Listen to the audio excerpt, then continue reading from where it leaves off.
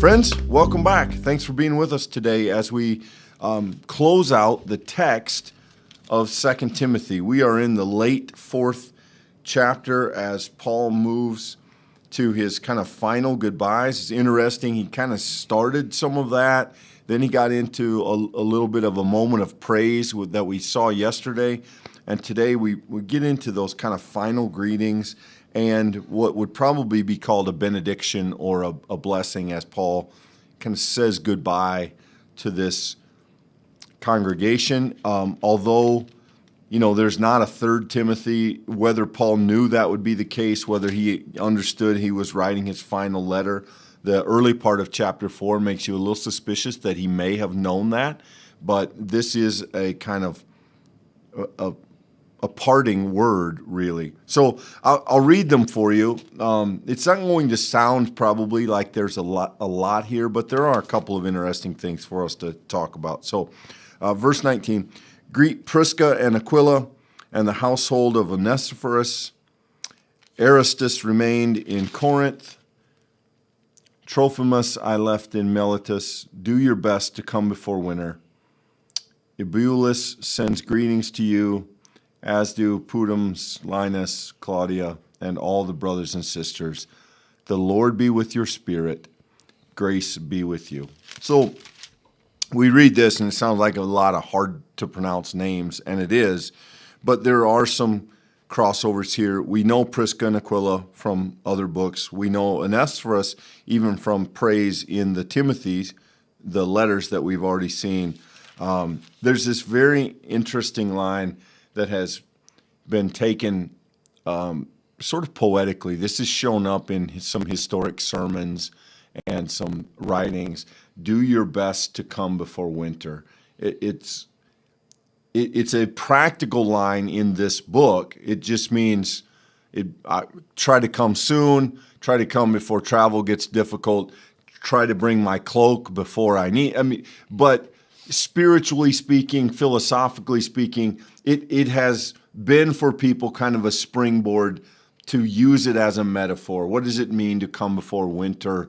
There's a richness to those words that have developed in the Christian history that probably aren't intended. I think when Paul writes this, I think he's being 100% practical, but the community of faith has heard in them deeper things, and that's been an interesting development. Michael, anything to add? Only note, sometimes it's helpful to turn to scholars on things like this, things like that you might not know just reading it. The name Pudens is a name in the Roman culture that was sort of an upper middle class kind of name, so that might help us learn that he was well-to-do. We see in other places that Erastus is not only someone who's in Corinth, but he does public works. We know that because some of the references we have in the other Gospels, both in Acts, not Gospels, but New Testament works, as well as Romans. It's interesting, Clint, because as we turn to these scriptures as scripture, as we turn to them seeking to find meaning, we don't find names particularly devotional. It certainly doesn't encourage us today, though it would be easy if we were to allow ourselves to use our imagination to replace with some of these names the men and women of faith who have been significant in our own faith development, and recognize that Paul, as he writes this, is writing to real people whom he loves, who he literally calls, as we see at the end of this passage, brothers and sisters. This idea when he writes, the Lord be with your spirit, that's singular. So to you, Timothy, your spirit, but grace be with you is plural. Everyone. These are in many ways shorthands in, I think, the Christian language for how our faith is communal. These names remind us that it's not just, the royal we, the church around the world. It's also the church as we know it, the people that we live with, the people who we care for and who have taught the faith to us. How we live and treat one another in the midst of that matters. On the other hand, we're looking for devotional material in the midst of material which is deeply relational, and to some extent I think it's worth just preserving that these are people who are part of Paul's mission and witness, and we're grateful for them because they were instrumental just the very bare surface of the text, these are the men and women who made it possible for the faith to be handed one generation to the next. And all of us, on some level, owe something to these individuals for the part that they played in it. Yeah, that's certainly the study aspect of this text. If there's a devotional element, Michael, it probably comes from us substituting our own list of names, people who have meant something to us. Largely through your connections, you and I had opportunities to be in proximity with that youth group from New York City who came here, and we went there. And, if you were to write letters to that group, it would be very natural to ask, how is Malcolm doing? How is Pastor O'Connell doing? How is Chris? How is Xaviera? And they would ask the same of the people here. So in whatever circumstances you might be, I mean, if there's a devotional aspect of this, it is to encourage us to be grateful for the people of faith who have connected us to Christ and to whom we feel connected. And I think, it is easy to forget that Paul is perhaps in a cell writing to a church, but he's part of a broader network and he's part of a bigger family. And this list of names, though difficult to read, reinforces that idea that Paul understands himself to be a part of a much deeper and broader community. And hopefully we should all be so lucky. And if we are so lucky, which then we are blessed, and we should be thankful of that blessing. I think the last word is interesting here, Michael, verse 22. The Lord be with your spirit, grace be with you.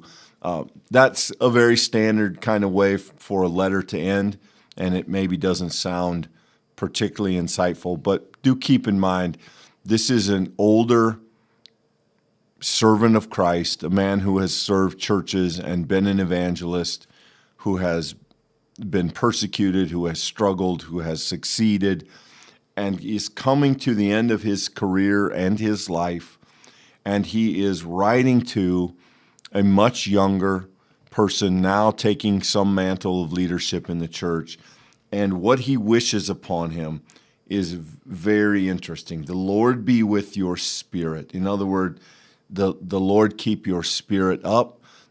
Paul, I think, knows how difficult ministry can be, how difficult life can be. I think these are encouraging words, but behind that, it is Paul's prayer that Timothy not lose heart, that he not lose spirit, that he keep, we've read it over and over again in this book, persevere, continue, endure, do the work. And then ultimately, his ability to do that will be found, as Paul understands it, in grace. So the Lord be with your spirit, and grace be with you. Paul, we have said this 100 times, Paul understands that everything we do is dependent upon the grace of God working in us and through us. And so a very fitting place for him to close the letter, and a very fitting way for him to draw this to a close. We now have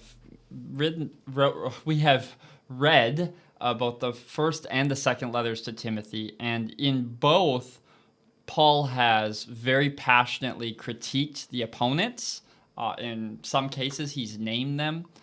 But another thing that he's done is consistently write to Timothy with 100% and undeterred trust. I mean, he speaks to Timothy with the full recognition that they are on the same page, that they have the same gospel, that they're working on the same task. And that is a gift. It's a gift that we shouldn't take for granted in our Christian walk, when we have fellow believers that we can trust so thoroughly. I think we find throughout Christian history those for whom that trust is betrayed, or moments in which that trust doesn't hold.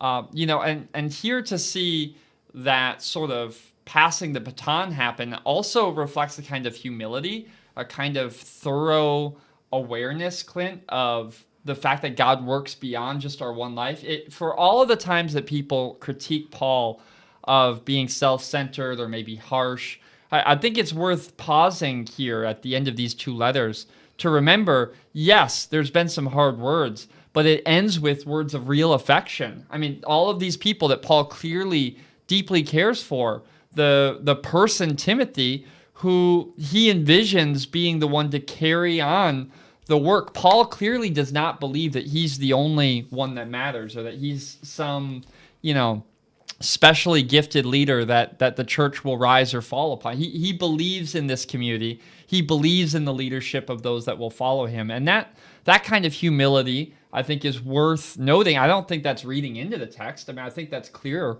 in what we see today. So it's worth noting that Paul's a man of complex character. And for those who want to kind of pigeonhole him, this is also in the Bible. And I think it's worth, making sure we remember that. The last word I would say about the last word here is that it's very interesting. In the Greek language, the word you, in English, it works a little bit the same. If I speak to you, I'm generally speaking to an individual. I can address a group as you, but typically in English, if we want to make you plural, we add something like you guys or you all or, all of you, something like that. In Greek, they changed the word you so that they would know as they read it and spoke it, whether it is the singular or the plural. And it's very interesting, Michael. Grace be with you is plural here, which I think does not in any way negate that this is for Timothy. But remember, we've said several times in this study that Paul expects this letter to be read to the entire church. So as he wishes grace upon Timothy, he does it with a word that extends to the entire congregation. And there's a lot in there. We could talk about Paul's understanding of leadership, of servanthood. But I think it's very interesting and very fitting that as he closes the word with grace, it is not only for the individual to whom he writes, it is for the community in which that individual serves. And I think if you understand Paul to some extent, and I like to hope that I do, I think that's very fitting of who I understand him to be. Yeah, and I don't want to, beat this too long or dig too deep, but I do just want to point out what I'll put up here so that you can see. Just look at the not insignificant number of women named in the text, for the fact that we've had some conversations here about women and their role in the church that we've admitted to you. We have to read carefully, and that has lots of historic implications in the way that the church understands women and leadership, all these kinds of things. Paul clearly, in a letter intended for everyone, is lifting up women and their role in the community, the importance that they play in the midst of this place. So culturally, I think that also matters, and it's worth noting that Paul goes out of his way. He could have named all men. Yeah, that could have easily been a choice that he would make. Maybe those would have been the leaders, and so he would have picked those names, but he didn't. He picked a representative group of people, and he greeted all of them in a letter meant for the whole church. That matters, and it should inform our reading that's come earlier, that Paul does have a much more holistic understanding of the Christian faith than we sometimes get when we sort of hone in on one verse or one paragraph. We make that the theology that doctrinally everyone needs to sort of put their initials by. I think that it's dangerous to do that, because when you look at the scriptures, you see sections like this that make you think, there must be more to it than just that one paragraph. There must be more nuance here than what I saw at first. And for those of you who have stuck with us this whole time, I think if you read sections like this and you hold in the other hand some of those moments where we honed in on what Paul said specifically to some of the women in that Ephesian community, I think it matters. It changes how we come to it. Yeah, maybe this is an extended conversation for another time, but I think in many ways Paul is eminently practical, much more than he is doctrinal. In other words, if a person does good things and fits the mold of a servant of Christ, Paul is always going to celebrate that, I think, irrespective of who or what they are. And I think we see evidence of that here. Paul for a man whose name has been used in support of many, many, many rules, I think a case could be made that Paul is actually not a rules guy. That's not where he comes from. That's not how he gets to where he gets. And I think we misunderstand him if we think that Paul is giving us a rule book in his writings. I think particularly Paul's understanding of the law and what it does and what it doesn't do. I don't think you can read Paul like that and get a sense of who he's actually trying to be and what he's trying to say. So I think that's a good insight, Michael. Well, friends, of course, we'd be interested as we come to the end of this book. Feel free to let us know what you thought, what maybe challenged or encouraged you, questions that you might have. That's always fun to continue on the conversation. But that said, we're glad to have traveled this ground with you, and we'll, of course, keep you up to date as plans for the next study come together. But until then, like, share, all those things, this video, this series, and we look forward to joining with you again really soon. Thanks, everybody.